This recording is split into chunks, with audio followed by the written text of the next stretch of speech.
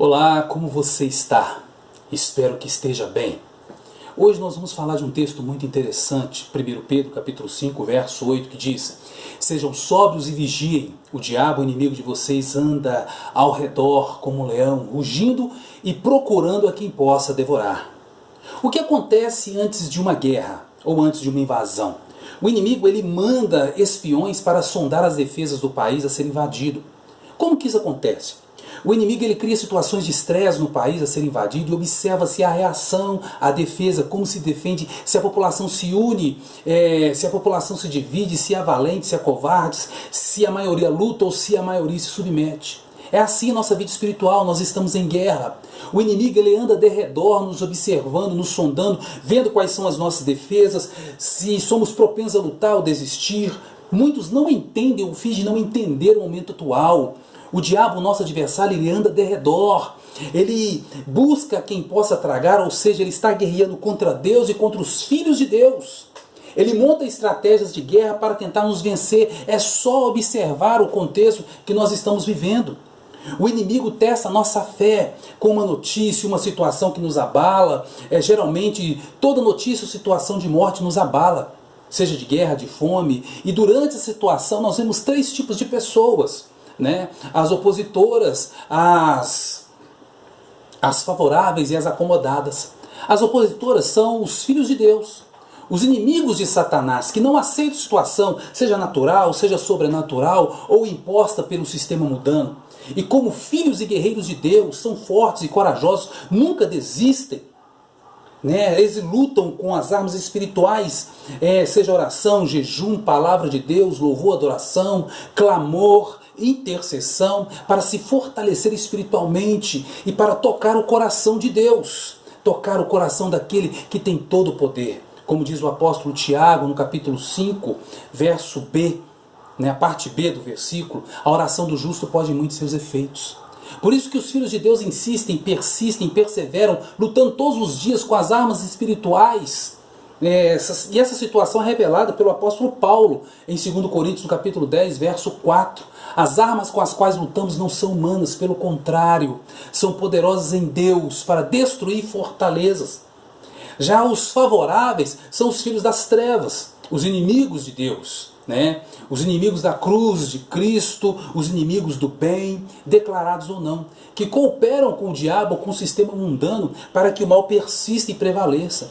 São os filhos do engano, que usam de todos os recursos disponíveis para enganar, ludibriar e arrebanhar cada vez mais adeptos, nem que para isso eles tenham que se vestir de ovelhas, mas no fundo são lobos devoradores. Por isso que o apóstolo Paulo nos alerta em 2 Coríntios, no capítulo 11, verso 13 ao verso 15, que diz assim: Pois tais homens são falsos apóstolos, obreiros enganosos, fingindo-se de apóstolos de Cristo. Isso não é de admirar, pois o próprio Satanás se disfarça em anjo de luz. Portanto, não é surpresa que ele faça dos seus servos fingirem que são ministros de justiça. O fim deles será o que suas ações merecem. Muitos espiões têm sido colocados por Satanás ao nosso lado para fingirem ser nossos amigos, até mesmo irmãos. Então, meu querido, não se engane. O objetivo desses inimigos, desses espiões colocados por Satanás, é nos tirar da presença de Deus e nos levar para o inferno. Por isso, meus caríssimos, qualquer amizade ou relacionamento que te afasta do caminho de Deus, sai fora, chuta que é laço. Não é à toa que Provérbios, no capítulo 13, verso 20, diz e nos alerta, que os que andam com os sábios ficará cada vez mais sábio, mas o companheiro dos tolos será destruído. Provérbios também no capítulo 22, verso 3 diz que o sábio ele percebe o perigo e foge, o tolo segue adiante e sofre as consequências. Abra os seus olhos, não brinque com o perigo. Jesus já avisou em João no capítulo 10, verso 10, o ladrão vem somente para roubar, matar e destruir. O inimigo ele não brinca de ser inimigo, ele não brinca em serviço, então esteja atento. Já os acomodados são os frequentadores de igreja, eles não fedem, não cheiram, eles estão sempre em cima do muro, não se envolvem, não se manifestam, não aceitam lutar, porque eles aceitam a situação sem lutar. e não oferece nenhuma resistência a Satanás. O diabo, ele ama os acomodados. Sabe por quê? Porque cada acomodado é um opositor a menos para o diabo lutar, né? E uma alma a mais que vai para o inferno. Ou seja, você se esqueceu que aqueles que são acomodados vivem em cima do muro? E você se esqueceu que o muro também pertence ao diabo? Por isso que Satanás ele monta estratégias das mais diversas para transformar opositores em acomodados. Ele cria distrações para alimentar a nossa alma. Ele nos dá o que é lícito, mas que não edifica, para que fiquemos cada vez mais fracos espiritualmente. Paulo ele cita isso em 1 Coríntios capítulo 6, verso 12, que diz assim: todas as coisas me são lícitas, mas nem todas convêm. Todas as coisas me são lícitas, mas eu não me deixarei dominar por nenhuma delas. Em 1 Coríntios, no capítulo 10, verso 23, o apóstolo Paulo também diz: todas as coisas me são lícitas, mas nem todas convêm. Todas as coisas me são lícitas, mas nem todas edificam. Coisas lícitas são aquelas que alimentam a nossa alma, que nos faz ficar cada vez menos espirituais e vigilantes, né? São coisas que a Bíblia não cita como pecado, mas alimenta a nossa alma. E daí a pouco nós não oramos mais, não lemos mais a Bíblia. Ou você acha que Deus não viu tanto de gente que ficou horas e horas assistindo lives de cantores seculares, mas não dedicou nenhum pouco ou uns poucos minutos em oração, leitura da palavra de Deus? Eu não vou entrar no mérito do pecado ou não, porque isso é assunto para outro devocional. Mas a questão a ser tratada aqui é a questão de prioridade. É igual Marta e Maria. Lembra? Marta, ela ficou preocupada com os serviços. Já Maria ficou aos pés do Senhor. Quem você acha que ganhou mais? É claro que foi Maria. E Jesus disse: aquilo que Maria tinha recebido, ou seja, a melhor parte, jamais lhe seria tirado. Pensa comigo.